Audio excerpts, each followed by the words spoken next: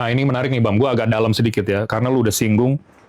Jadi teman-teman juga perhatikan ini ya. Mungkin cuma di sini lu bisa dapat hal-hal begini, karena gue paham nih yang gini-gini, termasuk Ibam. Gue agak curiga nih Bam, soal anger management ini yang membuat Tom Haye mungkin ada faktor sulit bertahan di Eropa. Menurut lu gimana Bam? Itu ada kaitannya loh. Menurut gue sama mentalitas Bam. Iya. Mentalitas itu kan lu harus menguasai yang namanya emosional dalam diri lu Bam. Untuk bisa di level tinggi kan. Meskipun juga bukan faktor utama gitu loh. Tapi maksud gue mudah-mudahan dia bisa supaya levelnya tetap kejaga gitu. Iya. Jadi ada satu artikel lama dari Belanda dalam bahasa Belanda, tapi gue sempet translate. Itu ngomongin ketika Tom Haye di NAC Breda tuh, di NAC Breda dia salah satu bad boy yang ada di lapangan tengah NAC Breda. Di samping dia punya julukan profesor, dan memang julukan profesor dari dulu juga dari sana. Udah dari sana, udah fans-fans NAC Breda, lalu juga Willem Twee itu udah ngejulukinya The Professor gitu.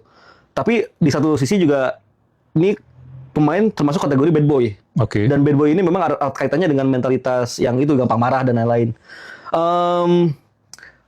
Kalau itu doang yang ngebuat dia akhirnya tidak bertahan di Eropa, mungkin enggak ya, mungkin enggak. Tapi itu juga ada faktor, karena dengan semakin banyak sikap dia di lapangan yang nggak bisa manage amarahnya, ini kadang ngebuat itu kan sebenarnya manajemen apa? Emosi sama pressure kan? Pressure. Nah itu maksudnya. Itu tuh mempengaruhi bagaimana kesempatan dia main di atas lapangan. Yes. Gitu. Jadi waktu terakhir kali dia bermain di Eropa bersama Almer City itu, gue tetap bisa bilang ini salah satu pemain terbaik yang ada di lapangan tengah Almer City saat itu. Gue bawain pertandingannya beberapa kali dan emang dia kelihatan jago banget gitu.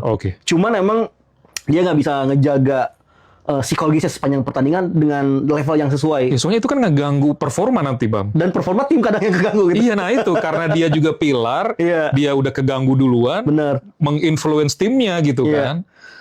Musim lalu tuh itu juga sudah terlihat beberapa kali riak-riaknya. Beruntungnya pemain Persib kayaknya udah paham.